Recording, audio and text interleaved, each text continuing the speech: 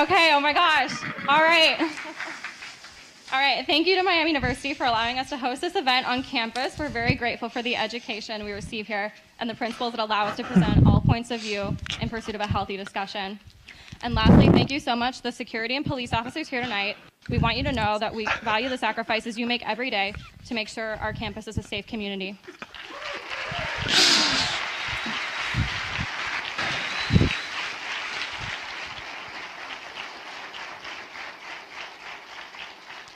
I'm sure many of y'all will have questions to ask Milo during tonight's event, and there will be a question and answer segment after his main speech. If you'd like to ask a question, please use Twitter as a platform using the hashtag #MiloAtMiami. Again, that's hashtag #MiloAtMiami. We will try to get to as many as possible during Milo's speech. Now here to introduce Milo is John DeGiacobi, our field director.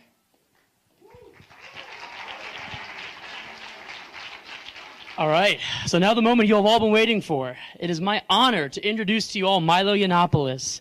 A little bit about Milo, he kind of kickstarted his political career back in 2014 when he was a critical voice against the Gamergate controversy, which essentially was just some feminist BS. By October of 2015, Milo was working with Breitbart, reporting on everything from freedom of speech to money and porn and politics.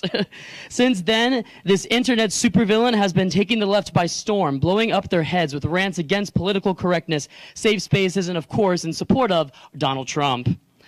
Woo!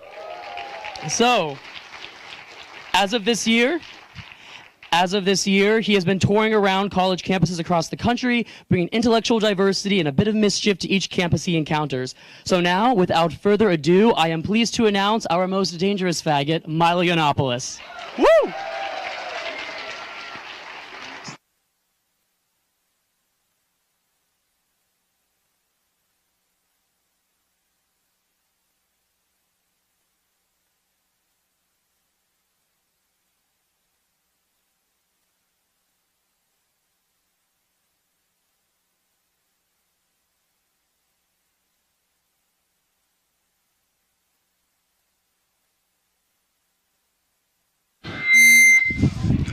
Okay, how about that?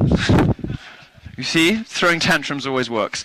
I'm sorry I'm a little late for you. I've started the sort of late period, Mariah's 3 hours late for a concert moment in my career a little bit early. I'm sorry about that. Okay, we're going to talk this evening about a few things that are close to my heart and a few important things, although I do have one announcement to make, which is that sadly, when I announced that I was going to be speaking about Pizzagate this evening, I got a number of phone calls with Washington area codes saying, "Not yet! Stop it." So we're going to talk about a few other things instead. Now, before we do that, last week I spoke at West Virginia University, and I singled out a professor, Daniel Brewster. Now, some of you will have seen the video of this so far. It's received, I think, nearly 250,000 views so far. This is a professor at West Virginia, and I called him some rather unpleasant names. Some of you know.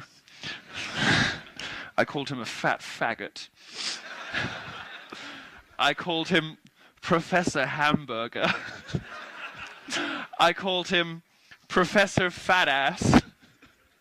And I called him Professor Stuffing Your Face with Fruit Loops.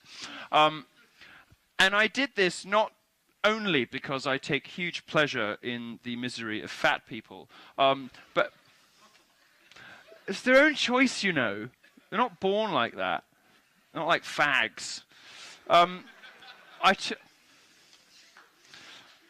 take great pleasure in the suffering of people who've made bad life choices, like vapors, feminists, Democrats, cyclists, and of course the morbidly obese. But this particular professor found himself in my crosshairs for a more noble reason. He found himself in my crosshairs because he had been victimizing, and there's really only one word for it, it's really the only thing you can call it. He had been victimizing libertarian and conservative students on campus, openly telling them that they would be marked down if they didn't pretend to agree with him when they wrote their essays. Openly telling them that if they weren't progressives, if they weren't liberals, they might as well just leave the room. This guy's a bully. He's a piece of shit. And students can't say so and the reason they can't say so is that these people hold your educational futures in their hands. These are the people who can give you the gift of a good degree and potentially a good career afterwards. And this guy was sort of openly saying, if you have the wrong politics, I'm going to fail you. Or I'm going to make your life really difficult. And I spoke to a couple of students from West Virginia, and they said, you know, he's ridiculed us, he's thrown us out of class, he's mocked us down in exams. And I thought, well, professors normally rule the roost. You know, they have this sort of unbroken power. They're unopposed, and students are too terrified to question what is, in some cases, total fucking garbage that they're telling you. But they don't have that power over me. So, so I sauntered down to West Virginia and told this fellow what I thought of him, although, of course, he didn't show up because, and is a perfect example of the sort of misuse of power that I've been talking about, he staged an LGBTQRIAA ampersand event across campus at the same time as my talk, and told his students they would get extra credit if they attended. In other words, come and listen to this gay because that gay's got the wrong opinions. And if you listen to that gay, you'll get a worse grade. What a cunt! What a total cunt! So I did call him a bad name.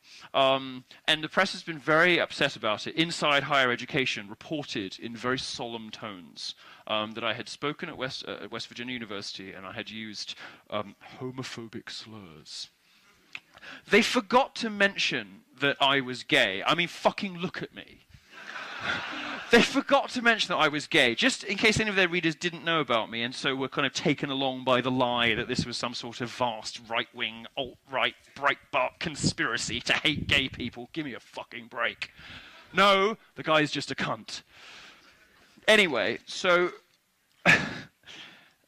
the press got very upset about it, but I've been enjoying the coverage because you'll read this in these very solemn tones. They'll be sort of like, a controversial right-wing speaker attended West Virginia University and was responsible for unacceptable slurs about a professor there. Daniel Brewster was subjected to ridicule and criticism. His picture appeared on a university projector alongside the words "fat faggot," and they do it in capitals, just like the slide did. Anyway. I have a mess. Well, people. So anyway, people keep asking me. They've been writing to me. Journalists keep writing to me. And they keep saying, "Would you like to say something?" And I said, "Well, other than to reaffirm the accuracy of my description of him, no." And so one of them called me up from inside Higher Education and said, "Would you like to apologize?" I said, yes, I would. I'd like to apologize that I wasn't speaking in front of the entire university. I'd like to apologize I didn't go further. And I would like, you know, they didn't print this, of course. But I said, this is not only am I not sorry, but this guy I would like to hold up as an example to all of you. And I would like to hold him up as an example forever. I'm going to turn him into a bit of a character. He's going to become a recurring character in my tour now. Fat faggot Brewster. Did you see the hashtag, by the way? They did the university, the president of the university or whatever, some weird guy with bow ties.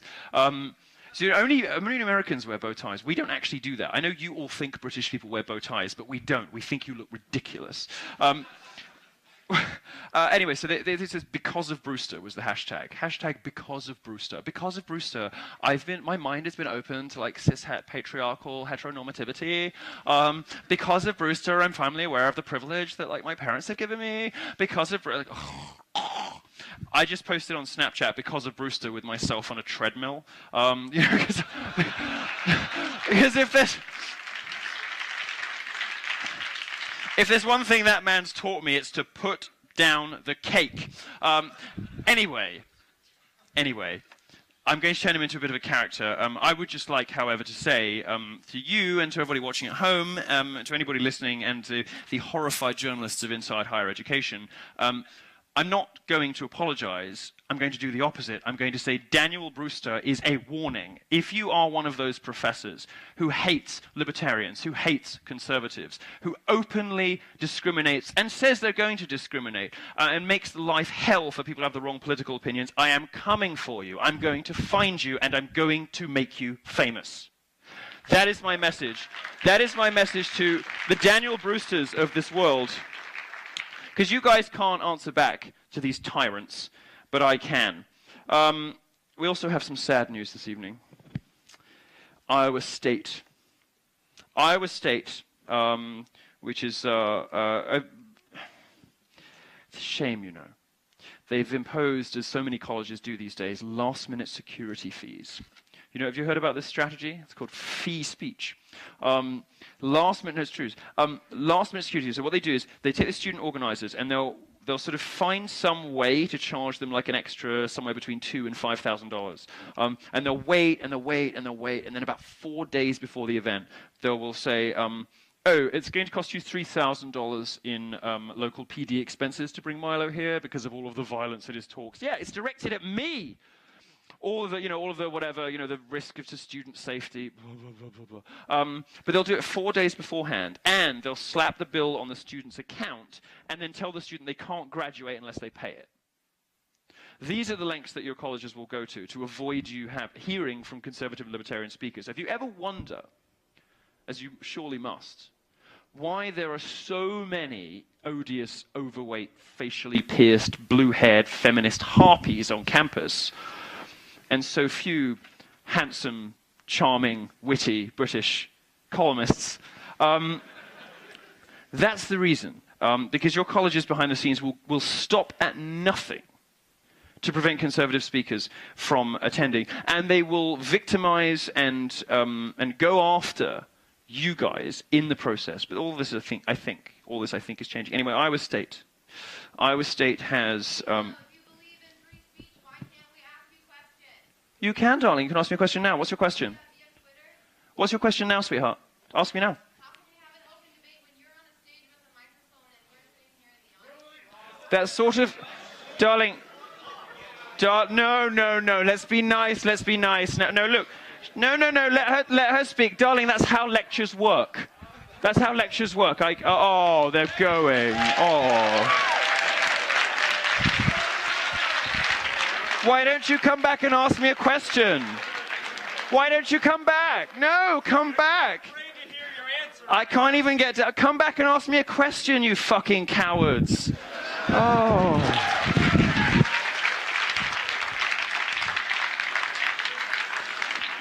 There you have the general standard of debate on the political left. Some little kind of like... Meh. And then I'm like... All right, what's your question?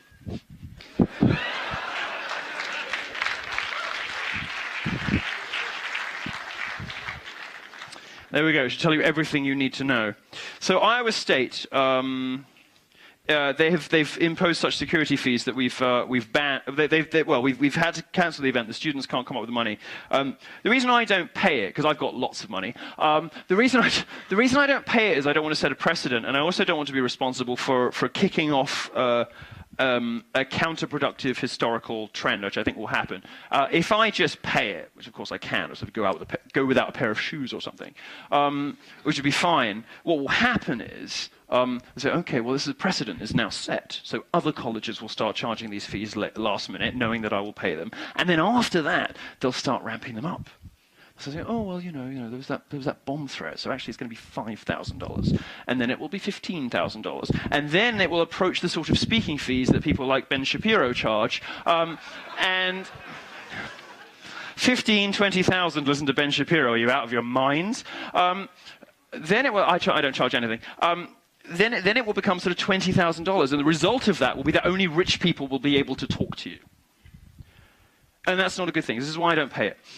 So anyway, Iowa State, unfortunately, has been cancelled. Now, I would, of course, under no circumstances encourage anybody, either watching at home or in the audience, to email sleath@iastate.edu, which is Stephen Leath, the president of Iowa State. That's SLEA. The email address you are not, under any circumstances, to email politely but forcefully with your views on the suppression of free speech at Iowa State. That email address, once again, that you're not to email is sleath@iastate.edu. And we'll be sending Iowa State's alumni networks all of our reporting on this subject too, so they can make well-informed donation decisions later. Now, think about how far conservatives have come here at Miami. Just a few short years ago, many of these universities wanted to disinvite George Will. You remember George Will? There's one lonely applauder for George Will, which makes me very sad. He had the audacity to suggest that rape is more prevalent in the Congo and in Sweden, which is, of course, now the rape capital of Europe, thanks to cultural enrichment from our Middle Eastern friends. What? It is. Sweden is now the rape capital of Europe. He had the temerity to suggest that maybe those campus rape statistics aren't all they're cracked up to be. Could it possibly be the case that American college campuses, run by liberals, by the way, for 30 years, are not, in fact, hotbeds of sexual assault? Could it be the case, in fact, that the Congo, where rape is used as a weapon of war, and there are, large-scale rape camps, might just be slightly more dangerous for people than this campus? Because that's what we're saying when we dispute the 1 in 4, 1 in 5 statistic, which is, of course, fucking garbage. So George Will wants to talk about this, and anyway, there are lots of people who want to cause a fuss about that. George Will is smart, but he's so tame you can use him when you have insomnia. I mean, I like the guy, but, if you run out of NyQuil, you can always Google. Not as bad as some other people on my side, though. It's a shame about Georgia, but now you have finally got me here, which is good. This is how we win the culture wars. Now, I was, as I say, going to talk to you about pedophilia this evening, but we're going to save that for a future talk. However much certain people in Washington are upset by the subject of pizza, we're going to avoid that for this evening. Sad. I come with grim news. I have received calls from the hallways of power to hold off on that. Today was going to be a little bit off the cuff. I want to talk to you a little bit about what happened at a college not very far from here. Somebody who, Ohio State, which you all know about. Guy said in August to a student publication, really tired of being stereotyped as a Muslim, People just see that I'm Muslim and make assumptions about me, unhelpful media stereotypes. 3 months later, he drove his car into 9 people. And he had taken a course in microaggressions. He was taking a course in microaggressions. The reason I think this stuff is dangerous, the reason I think this stuff matters, isn't that, it's bonkers and it's garbage and it's stupid. But when you encourage unstable, vulnerable young people, particularly people who fall into or are born into ugly ideologies like Islam, when you provide them with ready-made excuses for violence, they tend to take them. Now, the left has been engaged in a project for some time of suggesting to you that violence is an appropriate response to ideas. That's where the stuff about student safety comes from. So when you hear, any Donald Trump supporters here? Anybody here who's sort of very vocal Donald Trump? Yeah. So, okay. So when you're told by people that you represent a threat to student safety, as ridiculous as that sounds, and it is ridiculous, it's total fucking garbage, but the reason they do it isn't because they really believe that. They don't believe that your ideas, or even your, fashionable yet slightly obnoxious red Make America Great Again hats, or your chalking of build the wall on the pavement, or whatever. They don't really believe that these things constitute a threat to the physical safety and security of students, because how could they? That's insane. Of course it doesn't. But what they want to do is erode the distinction between words and action. Why? Because it legitimizes their own violence in response to ideas they don't like. And, you saw after Trump's election, the result of that election. They were telling us, oh, you know, we're so worried if Trump doesn't win, all the violence from his supporters. Well, we all know now where the violence comes from. We all know now from which direction the violence springs. Never knowingly consistent, the progressive left, you know? Of course the election's not rigged. We lost. Recount! We're worried about your violence. We lost. Smash the place up. Anyway, what they're seeking to do is to undermine that distinction, to legitimize their own bad behavior. And this stuff starts in universities. It starts in any department ending in studies, which is a worthless waste of your alumni dollars and your tuition fees. And if there was something that idiot should have driven his car into, it was the gender studies department. Not those poor innocent cheerleaders. How much do you have to hate America to drive your car into cheerleaders? What a bastard! Oh, but what they want to do is suggest that their own violence is a legitimate and appropriate response to you being a Republican. And of course it isn't. And it's insane and it's absurd. And courses that teach microaggressions, safe space, all this kind of garbage, the sort of stuff that this young guy was studying. And he was a product of this sort of intersectional progressive nonsense. You know, he was talking just in August to student publications about, you know, unhelpful representations of Muslims in the media, before then, you know, mowing down 9 people, just to prove us all wrong.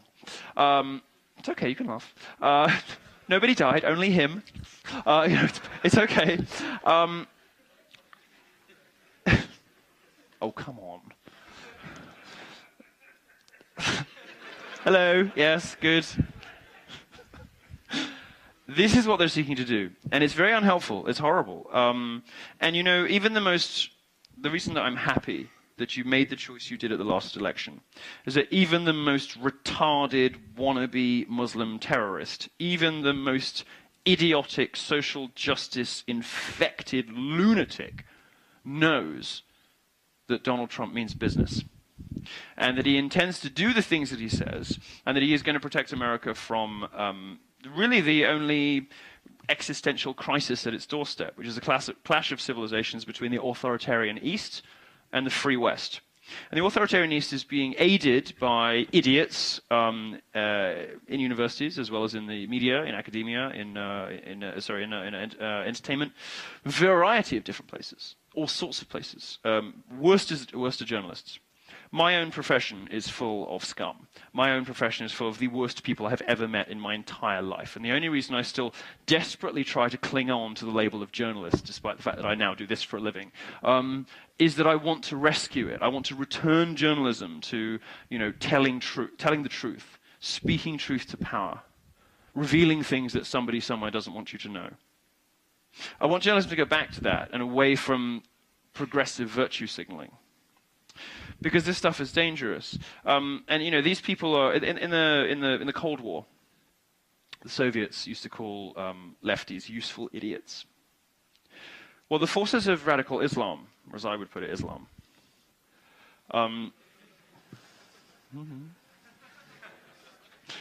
I decline to make a distinction. It is not radical Islam that wants to hang me from a crane. It is Islam. It is punishable by death to be homosexual in countries in which 100 million people live. 11 different Muslim countries. They're not Syria. They're not ISIS. This is mainstream Muslim society that oppresses women and murders homosexuals. Those are just the facts. And if you can't get over that and get through that, you know, get your head around that, you can't help America. Can't. This is just what they are. And I would very much like America to avoid that fate, which is why I'm worried about the useful idiots, and why I do this sort of college tour and take the mickey out of other journalists so much. But you'll notice that people haven't been very happy about Trump's election. They particularly haven't been very happy in the Middle East, not least because, you know, they don't have the access they used to through the Clinton Foundation donations. No, it's... Does anyone here know a gay person who voted for Hillary Clinton? Yeah? All right, I will issue cyanide after this talk. Because, no, just in the interest of preserving the species from that much stupid, from that much fucking idiocy, the woman who takes hundreds of millions of dollars from countries that execute homosexuals and then comes back to the US and it's like, oh, we love gays, we love gays. I'm gonna make my avatar on Twitter rainbow. Well, not me anymore, but whatever. Sad, isn't it sad? Isn't it sad? Isn't it sad? No, we're gonna rainbow our avatar and then take money from Saudi Arabia. Fuck you, woman. So glad she lost. So happy about it. But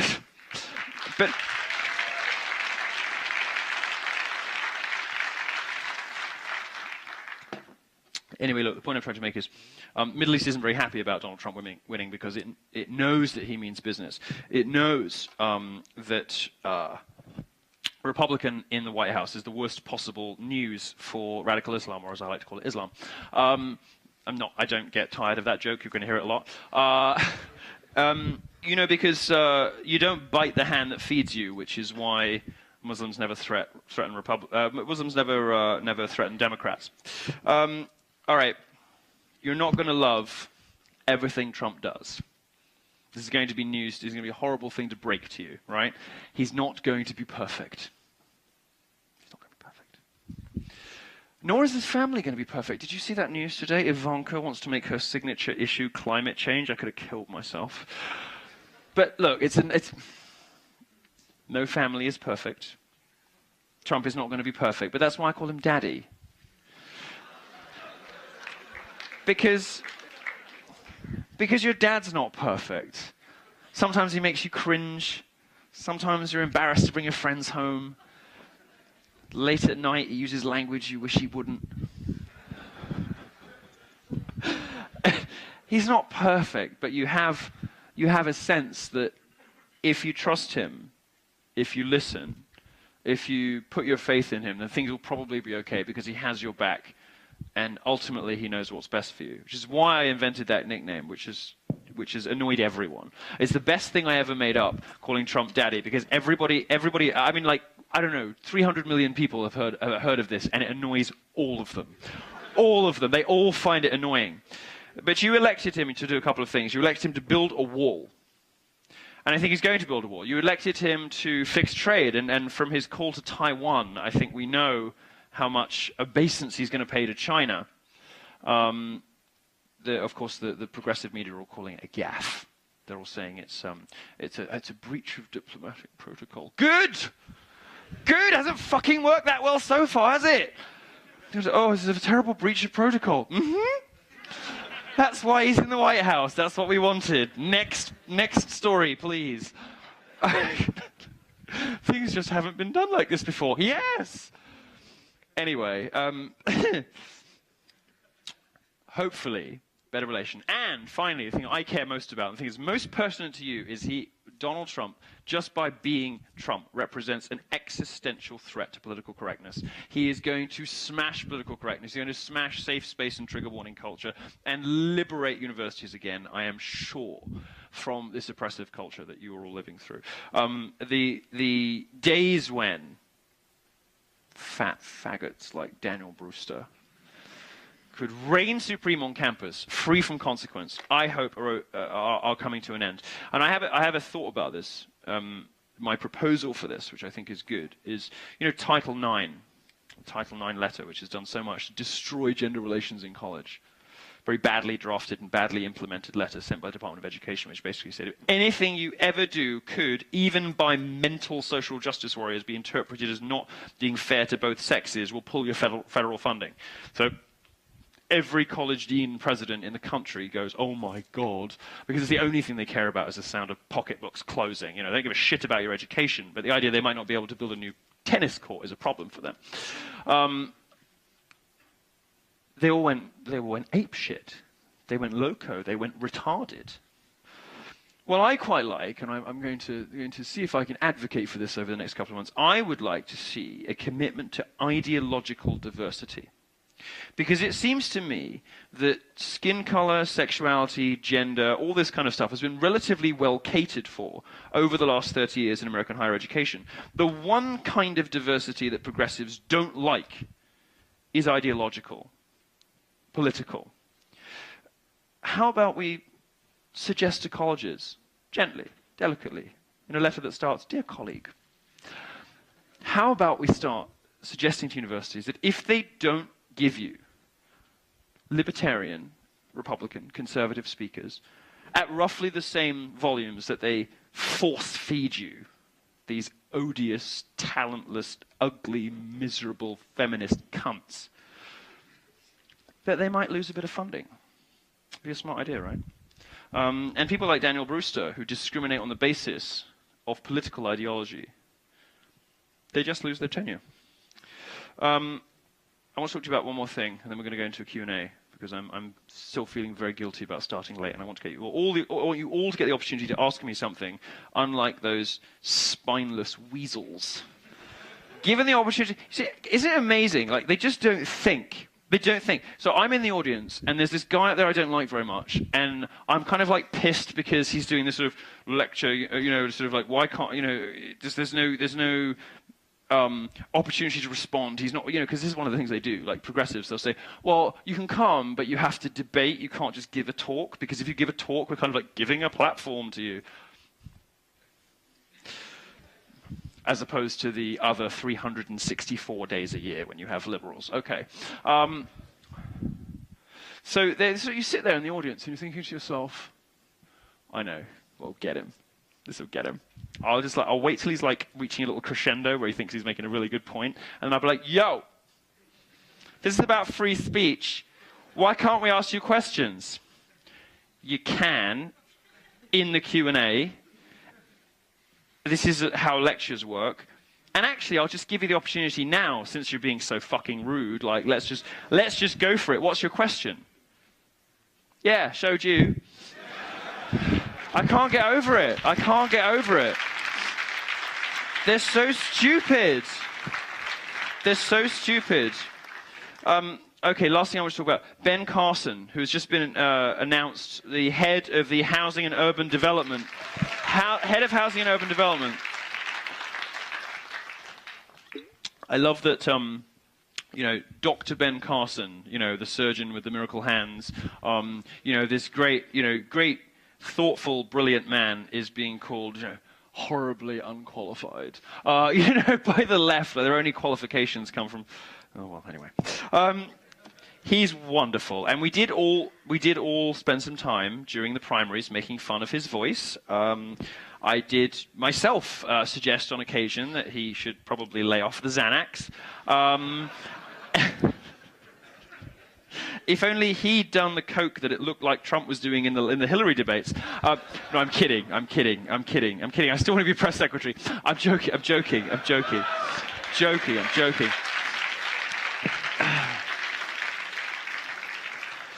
He did sound sleepy all the time, but what gets lit up on the campaign trail stays on the campaign trail.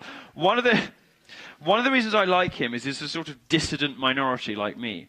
He's one of those people that just blows their minds. It's like, but how could you be black and a Republican?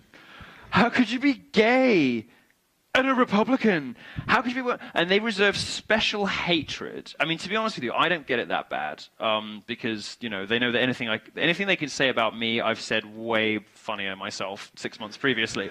You know, oh, what are you going to do? Oh, I sucked that blah, blah, blah, black dick. Yeah, okay. You know, how awful. He's an attention seeker. Really? Just goes around insulting people for effect. Really? Devastating. No, anything they can say about me, I've already said about myself. But they reserve special loathing and hatred, vitriol. It's a disgusting kind of language for women and blacks who go off ideological reservation. They're sort of seen as ungrateful. In some way. If you think about the way that feminists talk about, you know, the tiny minutiae of language when it comes to how you're allowed to speak to women, you know, this sort of manspreading, mansplaining, microaggressions, looking for sexism where it doesn't exist, all these were mansplaining, all these ways in which men are supposedly sending subtle signals that, you know, this is the last remaining vestige of white male patriarchal domination, you know, sort of, you're sort of imposing or whatever. These tiny ways in which they impose linguistic rules on you. about how you're allowed to speak to women. But when it comes to Sarah Palin, they'll just call her a disgusting fat cunt. You know, and they just use awful, terrible language about any conservative woman. If you look, I mean, Ayn Rand, for instance, look up the way progressives speak about Ayn Rand, or Margaret Thatcher, or Michelle Bachmann, I don't know, or that. Do you remember that picture from some state fair? It's the one that ended her candidacy, I think, the wiener. Remember that? Big, well, it was a corn dog, wasn't it? A corn dog or something? She was like, oh. Very, very bad advice she was getting. They're such hypocrites. They're such hypocrites. But they reserve special hatred for blacks and for women who go off ideological reservation. Well, one of the points of my speaking tour, one of the things I like about Ben Carson is he just sort of explodes this myth, like great people before him, Clarence Thomas, that because you have a particular skin color or orientation or gender or whatever, that you have to believe certain things. Just because I like sucking dick doesn't mean I want to give you 75% of my earnings. It doesn't make any sense. And in fact, gays are natural libertarians. Of course we are. You know, why would we pay disproportionately into the tax system, as all men do, when we don't even, you know, get babies out of it? We don't get anything. I mean, what the hell do gay people get out of the tax system? Nothing. Nothing. I mean, maybe a discount on HIV meds, but it's mostly you guys getting it now, you know. Some kind of subsidization, I don't know, whatever. AZT subscriptions. But gay people don't use this stuff because this stuff is geared towards the family. So why the fuck would we want to pay for it? Makes perfect sense to you gays be libertarians. Anyway, he explodes these ridiculous myths that if you look a certain way, you have to believe a certain thing.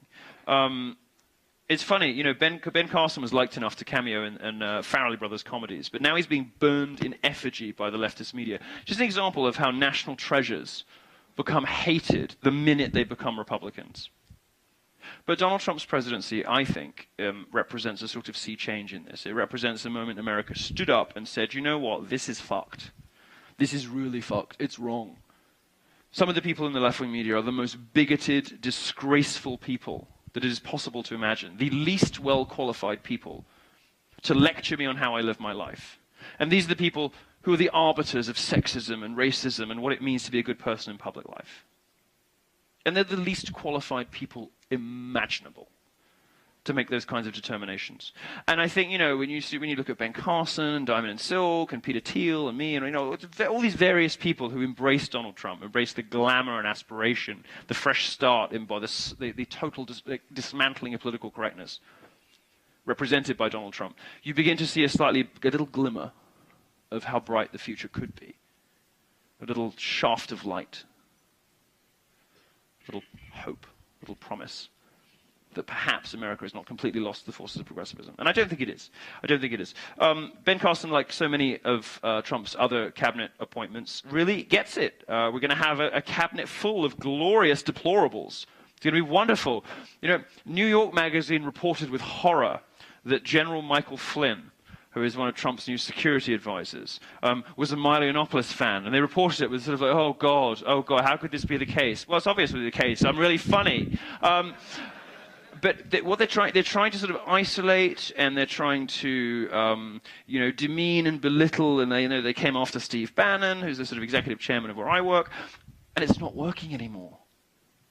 It's not working anymore. You can't just throw out these terms, racist, sexist, homophobe, transphobe, and expect it to destroy people's reputations.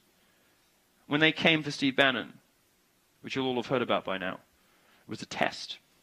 They were testing Trump's nerve, testing his resolve. And he won. He beat them. Proved himself. Everything the media had was thrown at one man. And Trump didn't buckle. That's remarkable. That shows remarkable strength of character.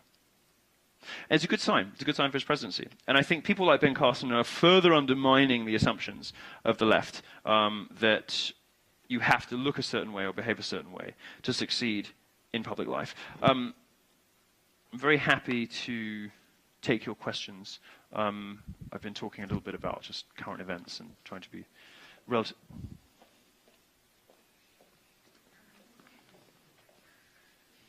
All right, this what's is working going on? now. We're taking questions from Twitter. Oh, perfect. Well, fine. Well, thank you very much. Thank you, and I'm happy to take your questions from Twitter. They didn't. All right. So, They didn't tell me I was going to get a glamorous assistant. Oh, well, thank you. I'm here to help you. Wonderful, wonderful. Okay, so first question from Twitter. Do you think Trump's presidency will reflect his personality during his campaign or his acceptance speech? Oh, I hope so. Oh, the campaign or the acceptance speech? Yeah. Oh, well, I hope the campaign. I want it to be as obnoxious and bombastic and irritating as possible. My view on this stuff is, that nothing bad happens when social justice warriors show up, call you a racist, call you a sexist, suggest that you're perpetuating negative stereotypes, tell you all of these awful things, and say, oh, you're a threat to student safety. Give me a fucking break. Nothing bad happens when you turn around and say, go fuck yourselves. Nothing bad happens. And Donald Trump's candidacy is a perfect example of not only does nothing bad happen, but good things start to happen. Wonderful things start to happen when you stop caring what the worst people in society think of you. The people who, feminists, if you think about gender studies departments, are just populated by miserable dykes. I say it with love. No, I do. My fellow lesbians. My fellow LGBT community members are awful. They're terrible, and they're incredibly, preoccupied with how to make men's lives miserable. These are the worst people in the world to tell young girls what their relationship with men should be like. The Black Lives Matter movement, worst people in the world to tell you how to make black communities more successful and prosperous. I think that Donald Trump's massive middle finger to this entire nexus of awful people who came so close to ruining this country, I think what Donald Trump represents is an existential threat to all of them, to their livelihoods and to the legitimacy of all of their arguments. And it's wonderful. I very much hope his presidency sort of crashes from crisis to crisis, as the media would put it, and instead reveals that all of the structures that we thought were there to protect us actually were there to protect someone else.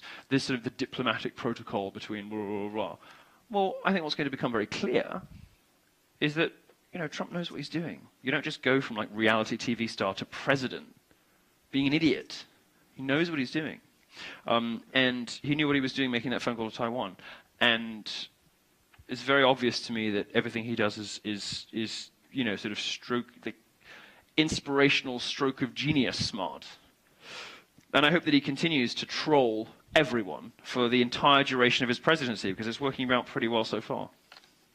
Okay, next question. So, as a gay man, what are your thoughts on Mike Pence's stance on electroshock conversion therapy? I wish it worked. No, I do. Just a little light. It's a small price to pay to be made normal. My view on this is as follows. Being gay, I have experienced nothing but pandering and mollycoddling my entire life. People have treated me so much more nicely because I'm gay than they would have if I was straight. But it's not all fun and games. And it's not all fun and games not because there's discrimination and prejudice, because there really isn't anymore. At least not it's just not a significant force. What upsets me more is that, without getting TMI with you too much, what upsets me more is that I can't make a child with the person I love. And that hits you sooner or later, You're kind of like, And it's not fun. Yeah, you can adopt and blah, blah, blah, but it's not the same. And I don't think it's self-loathing or homophobic to say that if you could change that, you would. And I would. And my only response really to Pence is, I'm not sure I believe that he's a big fan of electroshock therapy. I think he's just a states' rights guy. But my only response is I wish it worked. Okay, update from Twitter. Somebody tweeted, more people are watching Dangerous Faggot #Milo at Miami than voted for Jill Stein. So that's fake news.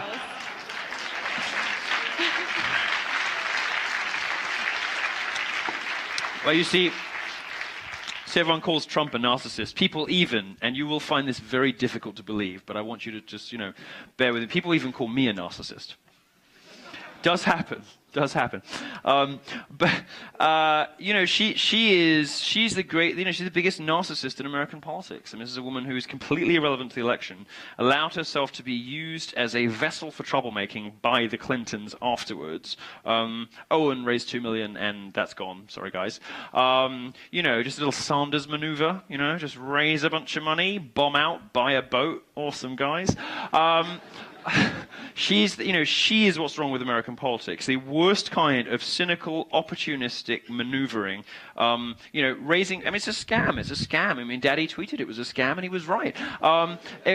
You know, she raised $2 million for something that in Wisconsin had him leading by more. Like they did was it Wisconsin? They did a recount, and Hillary's vote share went down. Idiots.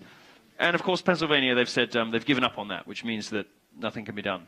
Of course it can't be done. He won. Get over it. You know, the problem is that progressives and liberals are always looking for someone else to blame for their own failures. Their own failure to win this election must have been the fault of Russia. Must have been, you know, Russia and WikiLeaks. Must be the fault of white supremacists and anti-Semites. Must be the fault of all of these things they won't accept because they don't have the commitment to introspection, to self-examination. They won't accept the possibility that maybe, just maybe, they lied about people and to people for so long, called so many people racist and sexist and homophobic and transphobic, bullied and cajoled and language policed and nannied people for so long, that people were even willing to vote for Donald Trump just to make them go away. They won't accept that possibility. It has to be nefarious things. It has to be, you know, in the case of the recount, some kind of error or voter fraud, which we were told was just completely impossible. I mean, you know, it's a vast right-wing conspiracy. There could be anything wrong with the election result whatsoever. The fact that they fixed their own primary to fuck Sanders is neither here nor there. Of course, we'd never do in a general election. No, no, no. It's obviously garbage, and of course, she will sink into the oblivion she so richly deserves, while the more interesting upstarts of this new cultural libertarian revolution, whether it is Tommy Lahren, who I think is wonderful and interesting and smart, or various other people who are rising at the moment, who have long 30-year careers ahead of them. Jill Stein is not one of those people. Good riddance to irrelevant, opportunistic, scamming garbage. Okay, this is from Bio Amethyst. Can you or will you take legal action against Iowa State for their censorship? I don't think it's for me to do, is it? I think it's for the students to do it. We certainly will provide them with all of the help and resources they need to do it. You know, my view on this is, you know, if I were to sue every college that tried to fuck with me, I'd be in lawsuits for the next 20 years. So I'd rather just go to the colleges that we make it work at. I think that the students at Iowa State have a very strong case, and we will certainly put them in touch with our friends at FIRE and various other places, and if they need help and resources and time, we will give it to them. But I think it's more appropriate for the students as the people who invite us for them to express their wishes in that way than for me to do it. I think since, unlike other conservative speakers, and especially unlike liberal speakers, I don't charge to do this. I don't think I have much of a right to cause that much of a fuss. Gotcha. All right, this is from Jake Gold. Besides his race or ideology, what are Ben Carson's qualification for HUD? Well, he comes from nothing. He's a direct beneficiary of you know, the American dream, of what's possible if you work hard and achieve things, and you do it without recourse to grievance and victimhood and handouts if you just make something of yourself. And he's a great American success story in that way. And I think, you know, the housing is the misleading bit. I mean, what does he know about building houses? Well, who cares? It's the urban development that's the interesting bit. That's the important bit. And I think Ben Carson understands, because he's seen it. He's seen it happen with Clarence Thomas, and he's seen it happen with Thomas Sowell and with himself, how liberals want to keep minorities clamped to the teat of public expenditure because it keeps them Democrat voters.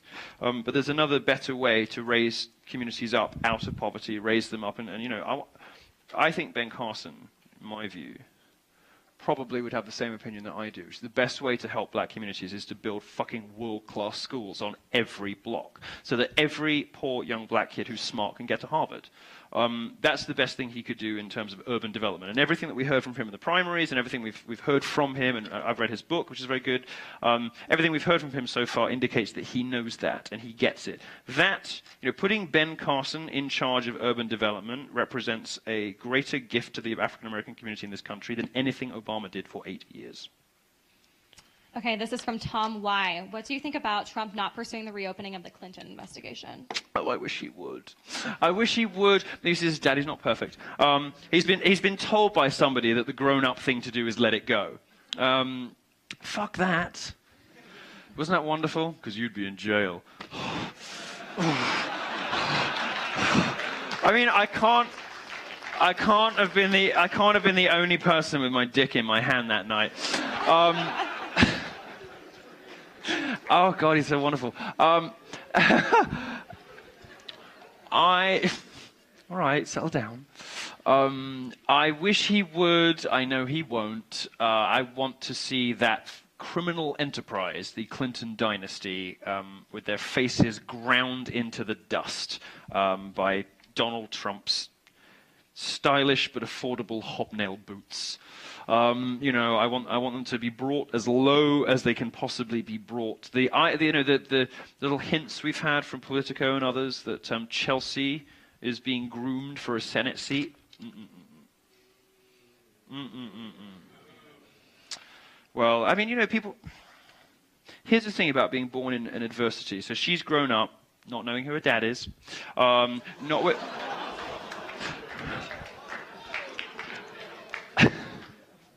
Probably like Bill has an affinity with the black community in that way. Sorry, you can laugh.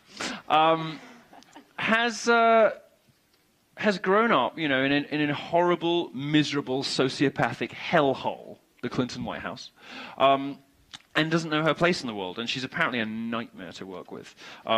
She's been put in charge of something at the Clinton Foundation. Nobody really cares. And now she's thinking she's being groomed for Senate. This is a family that's not good at anything. They have no skills whatsoever. Their only real talent is the naked acquisition of power.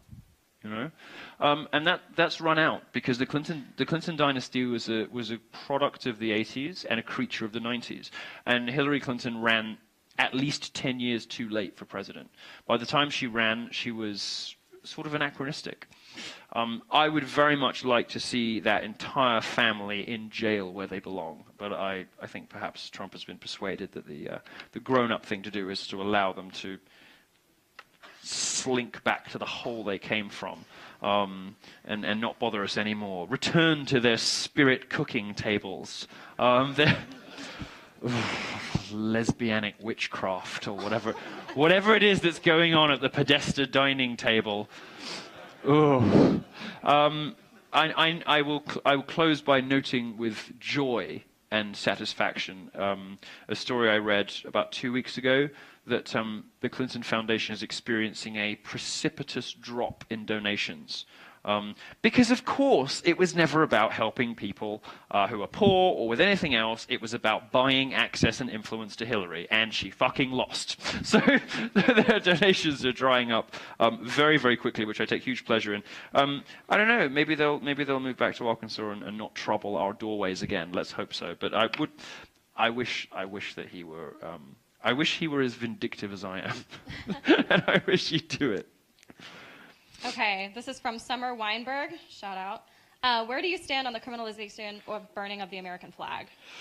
Well, I'm not a libertarian. I'm sort of a cultural libertarian. I think people should be able to read and express themselves and say whatever they want, but I'm not completely libertarian. I know that Trump was sort of tweeting that people who burn the flag should be imprisoned as a way of sort of, just another moment of annoying the press one day. But I sort of agree. I think America is such a uniquely brilliant country and such a uniquely wonderful place, and I'm a very firm believer in American exceptionalism. I think that there are some things that you shouldn't do, and I think burning the flag is one of them. I don't know my own strength. I don't know about revoking citizenship, but I do think it should be a criminal offense. And I do think that burning the flag should be something that is seen as completely and utterly unacceptable in public life. America is a country born not from ethnicity or geography, but out of ideas. This is a country that is based on values, on the Constitution, the First and Second Amendment, and paying respect to the flag, to the armed forces, to law enforcement, you know, to the people who keep us safe. Thank you, and to the ideas of America and what it is. I think is a sort of expression that we're all in it together. And when you see these sort of odious half-wits like Copernic, you know. Idiot. What an idiot that man is. You know, with these grand gestures, and then when they're challenged, they don't actually have anything to say. I think if you're going to do something like disrespect the American flag, disrespect the flag of the greatest country in the history of human civilization, which you are so privileged to have been born in, you better have a really fucking good reason. And I haven't heard a good reason from the left for a very long time. Gotcha. All right, this is from Jake Gold. Based on the current scientific consensus, is the climate changing?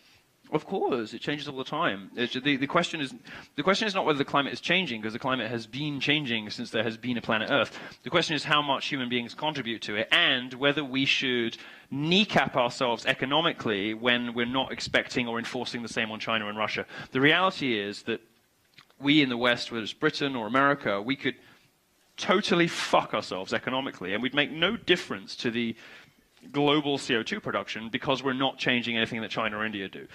So it really makes no difference, so we should just carry on.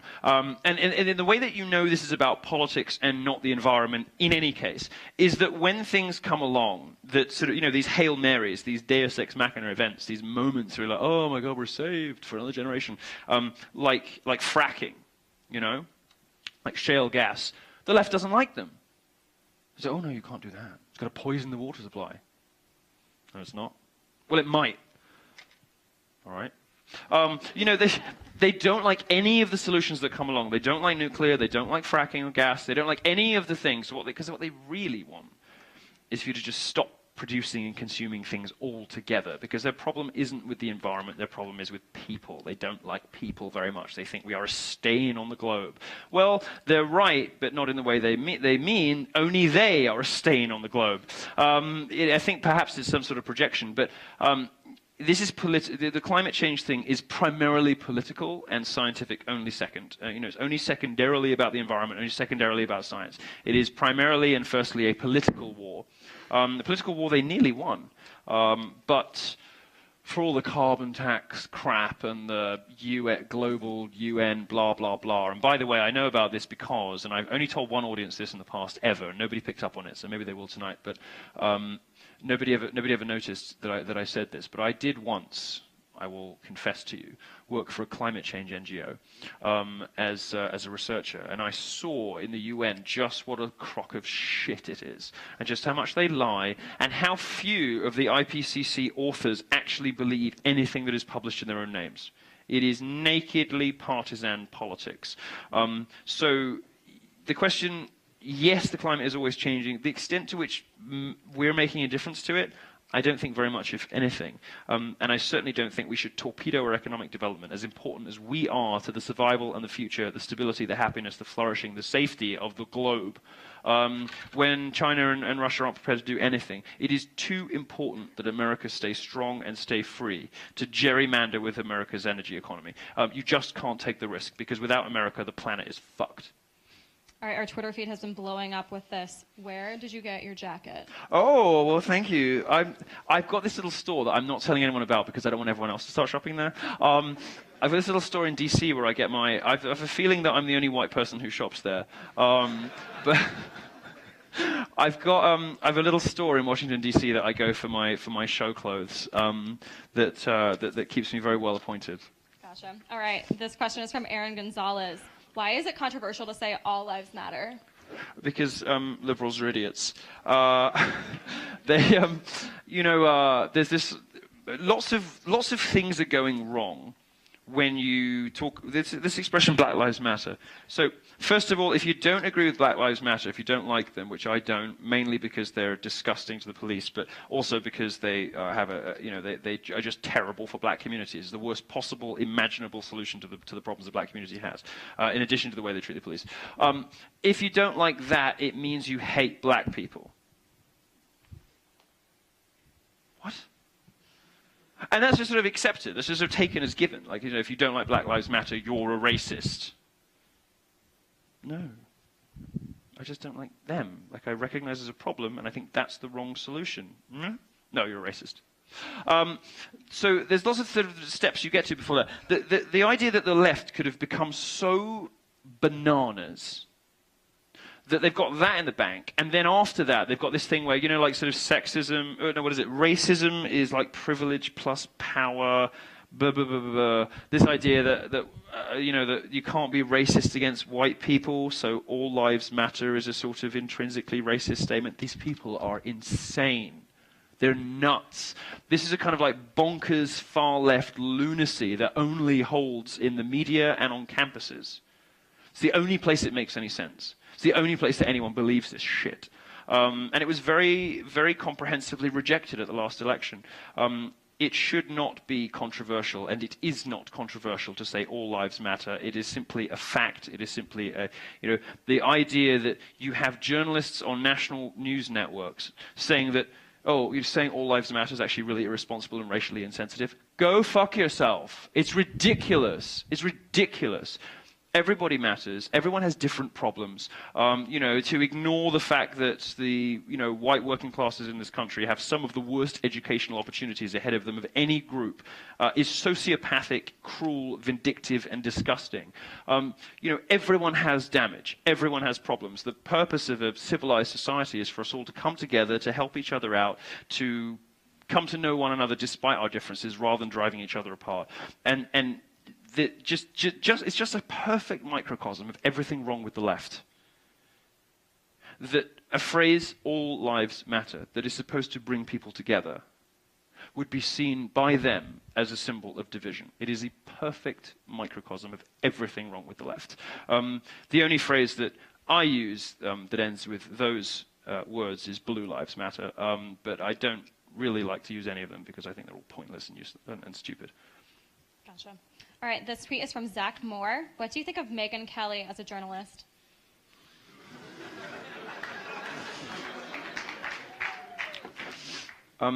She's really pretty. That's it? No, look, obviously she's... Obviously, Megyn Kelly's very smart and very accomplished, very successful, very admirable. I think that she has never really been happy at Fox, and she'll probably end up doing either a sort of evening anchor or a morning show somewhere else very soon. Obviously very formidably smart, a great backdoor operator. She obviously is very successfully navigated the internal politics at Fox to maneuver herself into where she wants to be. Very canny operator. I think that the vast majority of her feud with Donald Trump came out of her own deliberate misrepresentation of him, and I didn't particularly respect or enjoy that. Though he did get the best line of the whole campaign out of it. Only Rosie O'Donnell. I mean, her reputation was sort of fucked after that, because there's a moment beyond which you just can't come back. I mean, like, you've called women disgusting and pigs and all the rest of it, and it was like, ooh, what's he going to say? And he's like, only Rosie O'Donnell, and you're just like, yes, yes, yes. You sort of can't come back from that, really.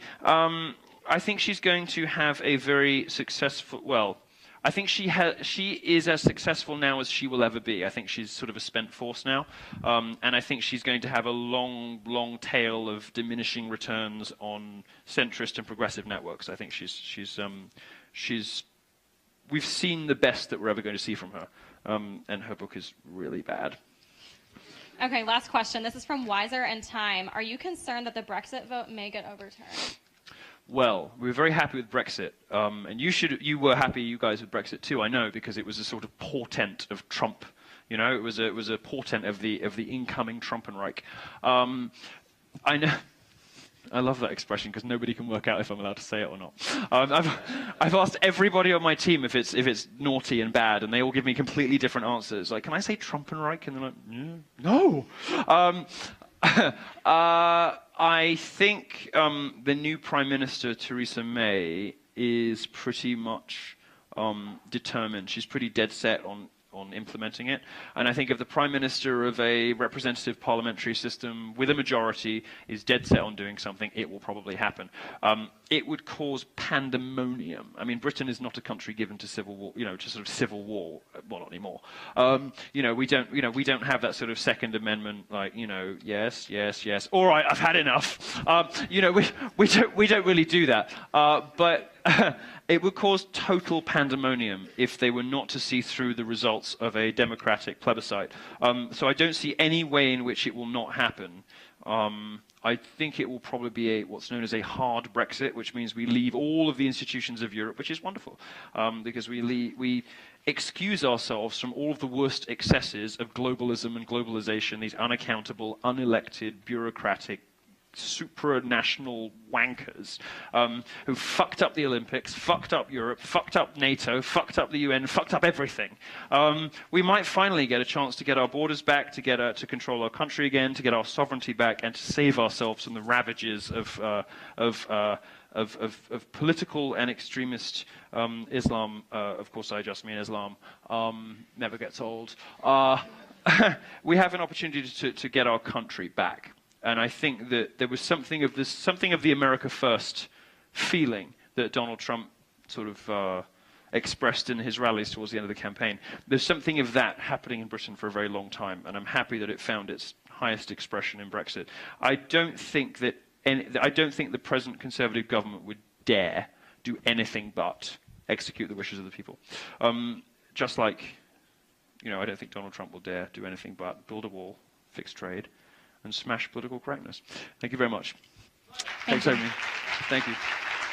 What's up? Oh, well, thank you. Thank you. I'm a Democrat, so can I speak bluntly to you? Yes.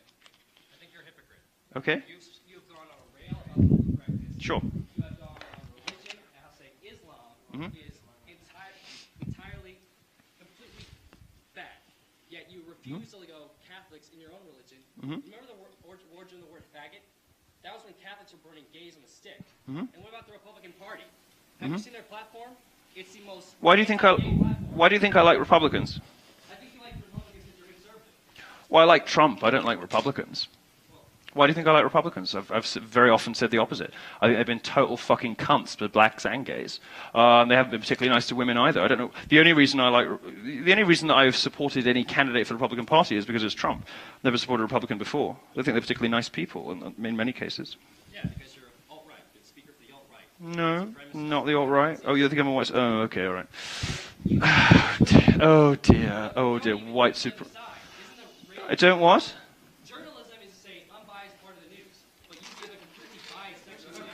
What do you mean by unbiased? Do you think the New York Times is unbiased? Do you think NPR is unbiased? Right. So what's an unbiased news source in your view? What's an unbiased source in your view? Give us an idea of what an unbiased source looks like in your view. Because it's my view that there's this sort of suggestion on the political left that the holy grail of journalism is to be unbiased, to just stick to the facts. This sort of fact-checking data journalism kind of mythology, which is really just political ideology masquerading as data-driven reporting. There's this sort of idea that there's this sort of holy grail of impartial reporting. Well, my view on this stuff is that you should be open and transparent about your political objectives in a way that the right is and the left is not. Open and transparent about your political objectives, and let readers make up their own minds. I've never claimed to be impartial. I think it's fairly obvious I have opinions.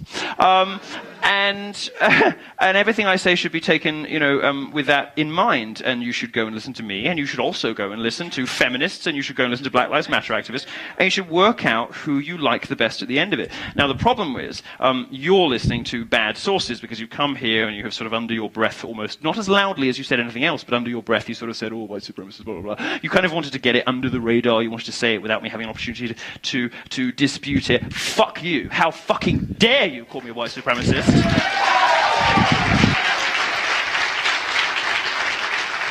So,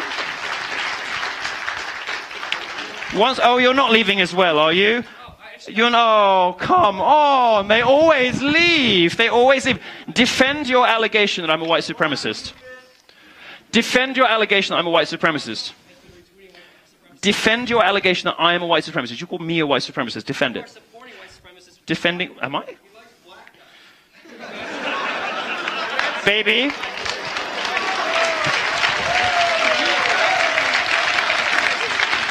See how... The amount of black dick that's been in my mouth. It's really I must be the most self-loathing white supremacist in the world. I asked you, and I'm going to give you one more opportunity to defend your allegation that I'm a white supremacist. Just try, do it. Because you're enabling it. Because you have the main platform that is spreading. What am I enabling?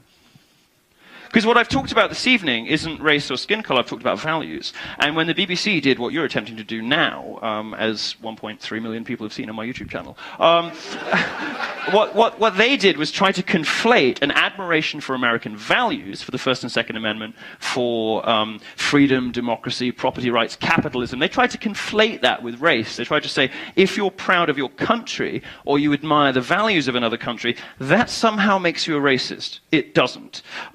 So I ask you one final time.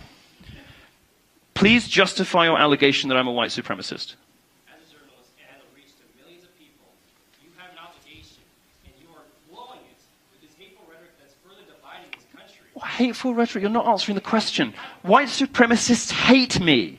The Daily Stormer is the epicenter of white supremacists on the internet. They declared a holy war on me. They said they would never read Breitbart again until Breitbart fired me. They said I was their number one enemy. White supremacists and anti-Semites hate me. I prefer the expression race mixing kike faggot, but whatever.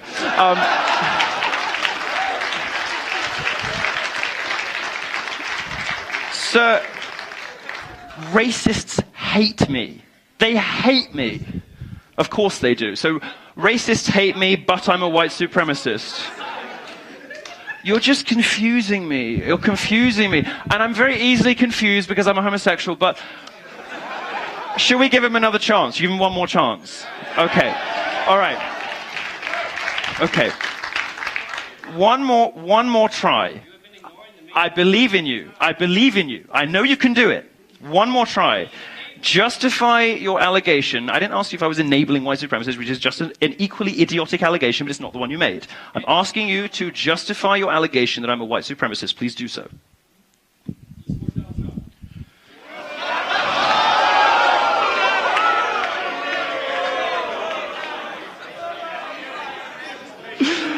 All right.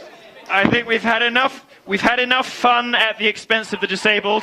Thank you very much. I'm sorry you're so stupid. Thank you very much, everybody. It's been wonderful. Thank you. Thanks, Milo.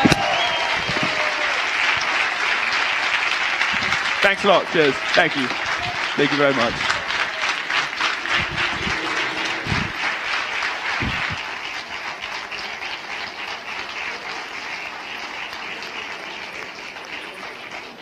All right. Thank you guys for coming tonight. Thank you to the police officers. Thank you to my volunteers. I hope that you enjoyed it. Have a great night, guys.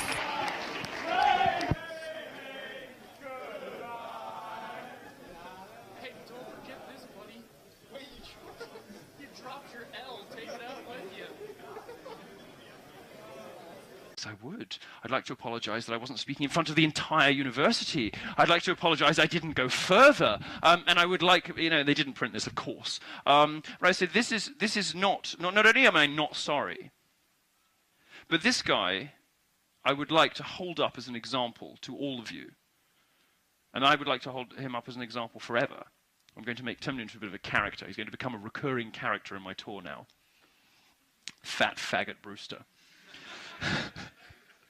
Did you see the hashtag, by the way? They did the university, the president of the university or whatever, some weird guy with bow ties. So only Americans wear bow ties. We don't actually do that. I know you all think British people wear bow ties, but we don't. We think you look ridiculous. Anyway, so this is because of Brewster was the hashtag. Hashtag because of Brewster. Because of Brewster, my mind has been open to like cishet patriarchal heteronormativity. Because of Brewster, I'm finally aware of the privilege that like my parents have given me. Because of I just posted on Snapchat because of Brewster with myself on a treadmill. You know, because if there's one thing that man's taught me, it's to put down the cake. Anyway, I'm going to turn him into a bit of a character. I would just like, however, to say to you and to everybody watching at home, to anybody listening, and to the horrified journalists of Inside Higher Education, I'm not going to apologize. I'm going to do the opposite. I'm going to say Daniel Brewster is a warning. If you are one of those professors who hates libertarians, who hates conservatives, who openly discriminates and says they're going to discriminate and makes life hell for people who have the wrong political opinions, I am coming for you. I'm going to find you and I'm going to make you famous. That is my message. That is my message to the Daniel Brewsters of this world.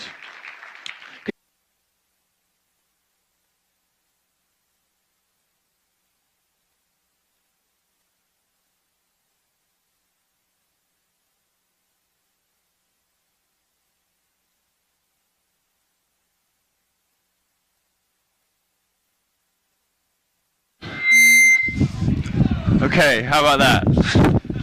You see, throwing tantrums always works.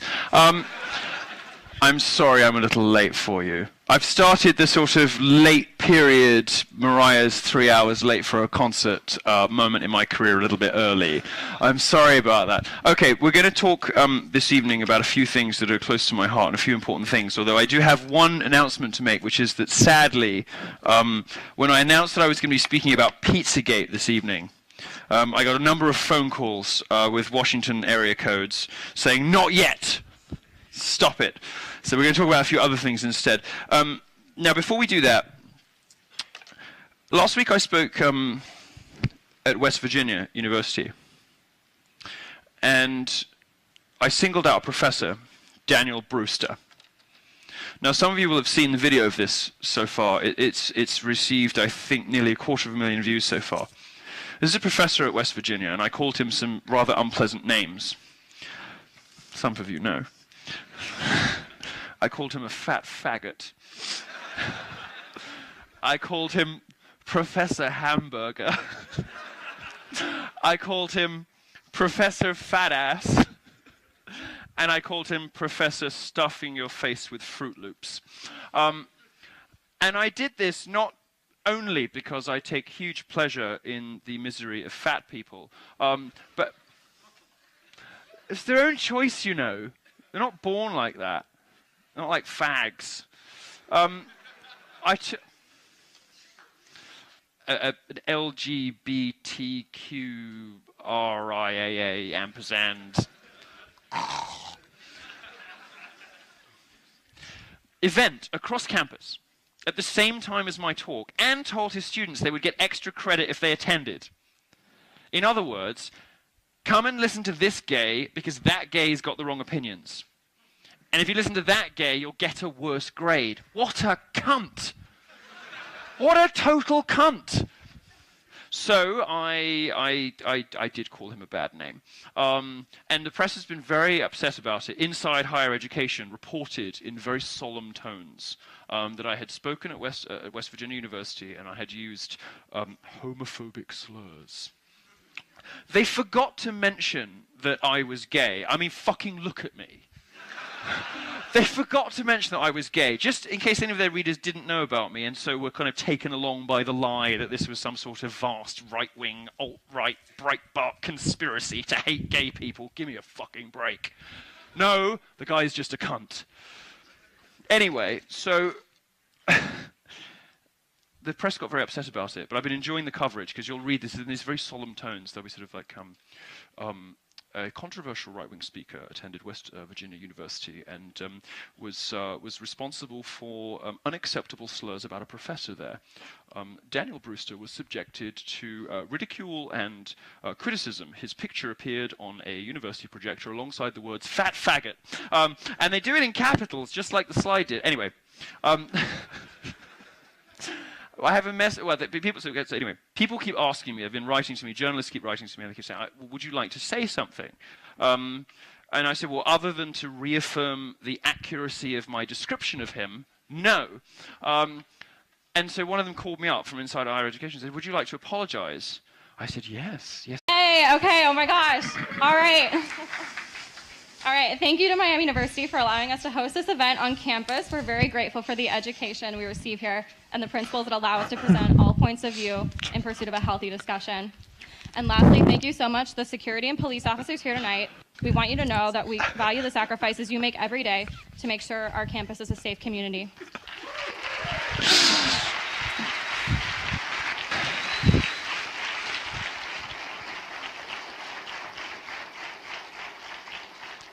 I'm sure many of y'all will have questions to ask Milo during tonight's event, and there will be a question and answer segment after his main speech. If you'd like to ask a question, please use Twitter as a platform using the hashtag #MiloAtMiami. Again, that's hashtag #MiloAtMiami. We will try to get to as many as possible during Milo's speech. Now here to introduce Milo is John DeGiacobi, our field director.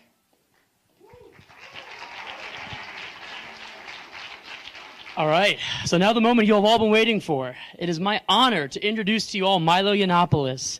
A little bit about Milo. He kind of kickstarted his political career back in 2014 when he was a critical voice against the Gamergate controversy, which essentially was just some feminist BS. By October of 2015, Milo was working with Breitbart, reporting on everything from freedom of speech to money and porn and politics. Since then, this internet supervillain has been taking the left by storm, blowing up their heads with rants against political correctness, safe spaces, and of course, in support of Donald Trump. Woo!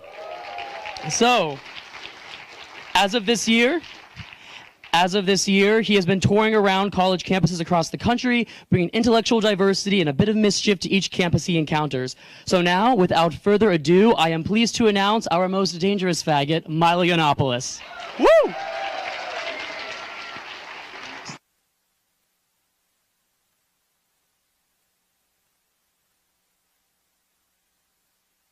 I take great pleasure in the suffering of people who have made bad life choices, like vapors, feminists, Democrats, cyclists, and of course the morbidly obese. But this particular professor found himself in my crosshairs for a more noble reason.